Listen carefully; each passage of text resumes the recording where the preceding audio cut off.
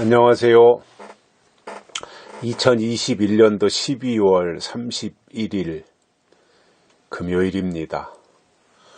오늘이 2021년도의 마지막 날입니다. 이제 역사가 바뀌는 날이지요. 이제 2021년은 오늘을 끝으로 해서 역사 속으로 들어가고 이제 새로운 시작이 이제 우리 앞에 성큼 다가오고 있습니다. 1년 동안도 굉장히 고생들 많이 하셨고요. 이래저래 마음 졸이면서 또 안타까움과 답답한 마음으로 너무너무 수고들 많이 하셨고요.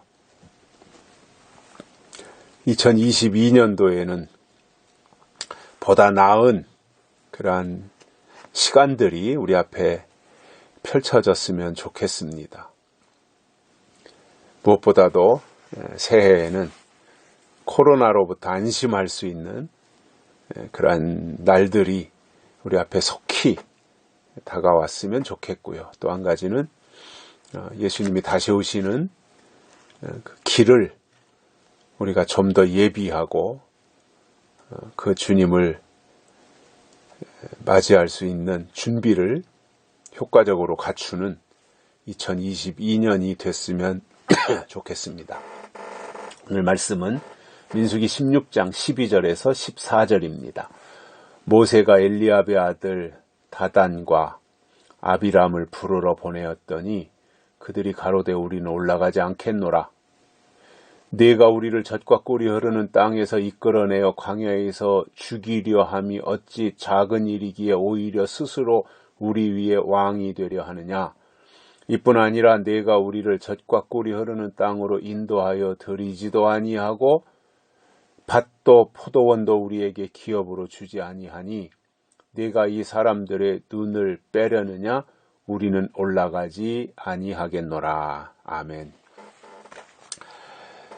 오늘 우리는 이 본문에서 굉장히 삐뚤어진 사람들의 모습을 만날 수 있습니다. 어떻게 모세 앞에서 이런 말을 하며 이렇게 왜곡된 생각을 가질 수 있는지 참 이해가 가지 않습니다. 그렇게 모세가 앞장서서 출애굽시켰고 홍해바다 건너게 했고 광야길을 걸어 여기까지 왔건만 모세를 향해서 이런 말을 한다고 하는 것이 도무지 이해가 되지 않지요. 이 정도 모세가 수고를 했다면 사실상 다 이스라엘 백성들이 모세가 무슨 말하면 알겠습니다. 그렇게 하겠습니다. 아멘입니다.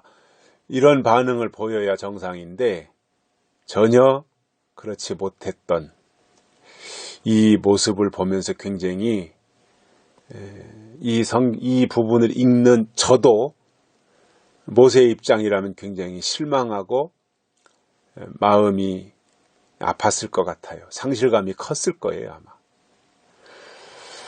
모세가 그 고라의 자손들에게 한 말이거든요. 16장이 이제 그런 내용들인데 이런 말을 한 겁니다. 엘리압의 아들 다단과 아비람을 데려오라고 보냈어요. 고라의 자손들을. 그랬더니 그들이 하는 말이 뭐냐? 우리는 올라가지 않겠다.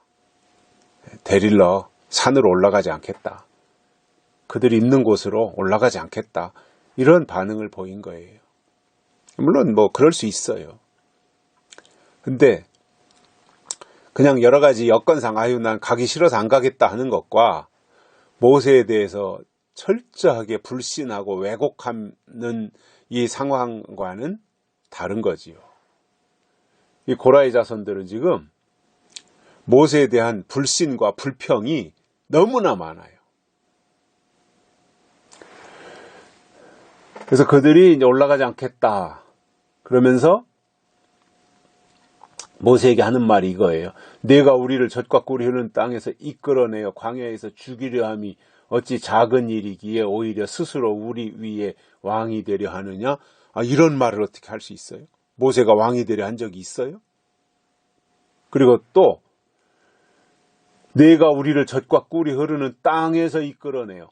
아니 모세가 히브리 민족을 젖과 꿀이 흐르는 데서 살고 있는 그들을 지금 억지로 강제로 끌어냈습니까? 애굽에서 종살이 하던 사람들 아니에요? 이 히브리 민족들이. 근데 지금 과장을 하는 거예요. 자기들이 젖과 꿀이 흐르는 땅에서 편안하게 잘 살고 있었는데 모세 당신이 우리를 이끌어내어 광야로 데리고 나온 것은 우리를 지금 여기서 다 죽이려 하는 것이 아니냐. 이것이 사소한 일이 아니고 이것이 작은 일이 아닌데 어찌 스스로가 우리 위에서 왕이 되려고 하느냐. 이 모세가 가만히 있다가 지금 날벼락을 맞은 거죠. 모세는 그렇게 애쓰고 힘써서 이스라엘 백성들을 잘되게 하려고, 왜냐 하나님이 택한 선민이니까 어떻게 하든지 그들이 잘되기를 바라는 마음으로 모세가 수고를 하고 헌신을 하는데 기껏 모세를 향해서 하는 말이 이 정도밖에 안 됐단 말입니다. 고작 이 정도밖에 안 됐던 거예요. 이들의 의식에 문제가 있는 거죠. 하나님의 사람들은 생각이 점점 커져야 되거든요. 생각이 갇혀 있어가지고 이렇게 정말 쬐깐한 생각, 종재기와 같은 이런 생각을 가지고 어떻게 하나님 일을 할 수 있겠습니까? 답답한 거죠. 어찌 우리의 왕이 되려 하느냐. 모세는 뭐 그들에게 왕이 되려고 한 적도 없었고요. 이 정도로 그들이 좀 오해하고 있었던 거예요. 이게 참 오해가 무서운 겁니다. 오해하면 절대로 그의 말을 바르게 듣지 않아요. 다 뺐다가게 듣는 거예요. 뿐만 아니라 14절에 보면 네가 우리를 젖과 꿀이 흐르는 땅으로 인도하여 들이지도 아니했다는 거예요. 왜 우리를 젖과 꿀이 흐르는 가나안 땅으로 데리고 간다고 하더니 말만 하고 왜 우리를 광야에서 이렇게 죽도록 고생만 시키고 있느냐. 가나안 땅은 언제 가는 거냐. 가나안 땅은 진짜 있는 거냐. 별 트집을 잡고 말이죠. 그리고는 밭도 포도원도 우리에게 기업으로 주지 아니했다. 아니 광야에 무슨 밭이 있고 무슨 광야에 포도원이 있어요. 광야는 사막 길인데 가나안 땅을 준다 그랬지. 하나님이 이스라엘 백성들에게 광야길에 포도원을 준다고는 안 했잖아요. 그렇다면 빨리 하나님의 뜻대로 마음을 추스려서 그래 하나님이 가나안 땅 준다 그랬으니까 빨리 우리가 가나안 땅에 들어가기 위해서 노력하자 이렇게 마음을 먹었던 것이 아니고 사사건건 이렇게 시비 걸고 말이죠. 딴지 걸고 이러면서 발목을 잡고 있으니 언제 가나안 땅에 들어가요. 그런데 또 그 책임도 모세에게 떠넘기면서 왜 가나안 땅에 데리고 간다 그러더니 가나안 땅은 말뿐이고 우리는 광야에서 이렇게 고생하고 있는 이것이 어떻게 모세가 한 말이 하나도 이루어지는 것이 없지 않냐 막 이런 모함을 한 거지요. 내가 이 사람들의 눈을 빼려느냐? 우리는 올라가지 아니하겠노라. 그들을 데려다가 눈가를 다 뺄 것 같. 이게 그냥 억지잖아요. 모세가 그런 생각이나 했습니까? 그런 의사를 표현이나 한 번이나 했습니까? 그런데 이렇게 억지를 부리면서 우리는 올라가지 않겠다. 나 가기 싫어요. 나 오늘은 가기 싫으니까 오늘만 나 여기서 좀 빼주시고 딴 사람 보내세요. 이렇게 한 게 아니라 아주 그냥 가슴에 못을 박는 식으로 아주 진절머리 나는 식으로 이렇게 말을 해서 아주 정냄이 떨어지게 이런 식으로 말을 하니까 참 모세가 얼마나 힘들었겠는가 그러한 생각을 해봅니다. 우리가 믿음으로 산다고 하는 것은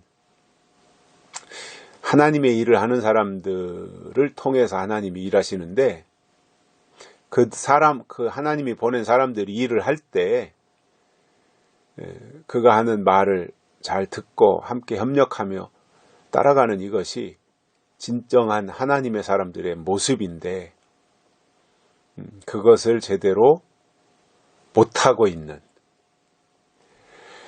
이 고라의 자손들, 참으로 엄청난 그들에 대한 그 보응이랄까요, 심판이랄까요, 이런 것들이 기다리고 있는데, 그들은 그것을 모르고 계속해서 모세를 향해서 원망하는 이 안타까운 모습들을 우리가 보면서 우리의 삶의 족적을 하나님 보실 때 아름답게 남기는 것이 우리의 믿음의 그 발자취가 돼야 되지 않겠는가, 그러한 생각을 오늘 이 올해 마지막 날 그러한 생각을 하면서 모세의 마음을 좀 헤아려 봤고, 하나님의 생각을 좀 이렇게 우리의 속에 더 강렬하게 임할 수 있는 그 계기를 만들어 보려고 오늘 또 이러한 말씀을 묵상했습니다. 올 한 해 동안 모두들 수고 너무너무 많이 하셨습니다. 고맙다는 말씀을 드립니다. 여기까지 하겠습니다. 감사합니다.